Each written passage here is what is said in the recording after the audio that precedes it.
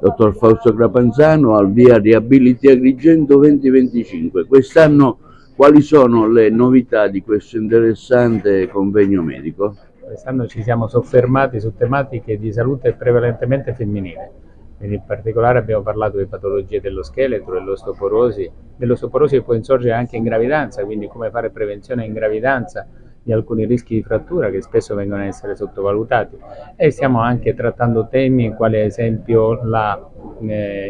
incontinenza urinaria, le difficoltà di gestione appunto delle patologie correlate al pavimento pelvico, ma anche gli esiti dell'intervento chirurgico e successivamente delle terapie per il tumore al seno, che spesso chiaramente coinvolgono la vita della donna, e anche la disabilità intellettiva della donna, con tutto quello che correla sia dal punto di vista sociale che dal punto di vista fisico. Ecco, l'età, diciamo, in cui questi problemi si manifestano?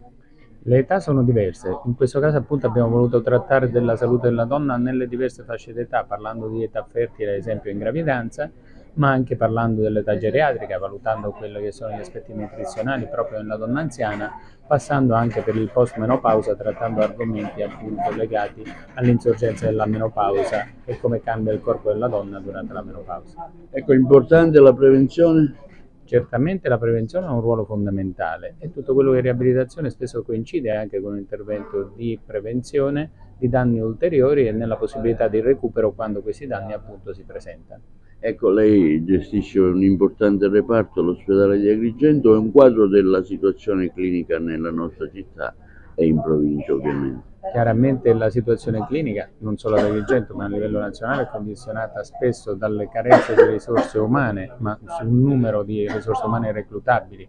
realmente proprio perché è poco disponibile su tutto quanto il territorio. Diciamo che l'ospedale di Agrigento ha dei pregi in quanto tenta di sopperire a queste carenze organiche, spesso con un grande sacrificio di tutti quanti i colleghi,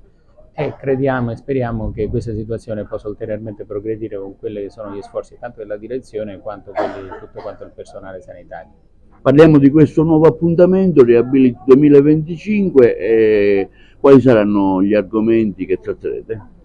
L'argomento che è diciamo, centrale di questa sessione congressuale è la donna e in particolar modo nella prima giornata tutti i problemi legati all'osteoporosi nella fase premenopausale, nella gravidanza, nella post-gravidanza, e quindi al centro è il tema delle complicazioni che possono insorgere precocemente o tardivamente nell'osteoporosi, e quindi le fratture sia vertebrali che delle ossa porose. L'argomento è centrale perché coniuga l'esigenza da parte dei fisiatri di trattare donne già in fase giovanile ma in forma preventiva, quindi il contatto e il collegamento professionale, interprofessionale con ginecologi, specialisti internisti e nutrizionisti è fondamentale per fare una buona prevenzione, soprattutto sia per quanto attiene al trattamento osteoporotico ma anche la prevenzione delle fratture e delle complicanze. Immagino che ciò viene particolarmente evidenziato nelle donne anziane. Anche nelle donne anziane, diciamo il focus è stato centrato soprattutto nelle donne giovani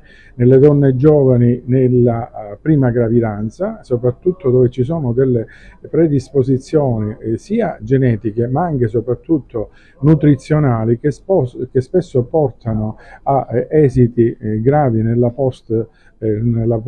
fase della gravidanza e subito dopo, laddove c'è una carenza diciamo strutturale delle ossa, quindi un'osteoporosi non diagnosticata, che poi invece diventa evidente dopo la fase diciamo gravidica, e spesso si manifesta con microfratture, dolori lombari, dolori pelvici che spesso sono di dubbia interpretazione. Quindi questa sessione esattamente ha fatto il focus su questo aspetto e cogliere sin dalla fase precoce le donne a rischio di osteoporosi e quindi a rischio di frattura. Ecco, a livello di medicine come curarle? Allora, l'innovazione, oggi noi abbiamo tantissimi farmaci a disposizione, però nella maggior parte dei casi intanto la prevenzione è fondamentale. Laddove si dovesse ricorrere al trattamento farmacologico, oltre ai bifosfonati, che sono i farmaci più importanti, ci sono i farmaci cosiddetti immunologici,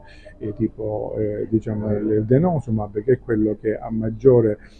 oggi uso e che ha una capacità di stimolazione osteoblastica, cioè di rigenerazione dell'osso importante, e che nella fase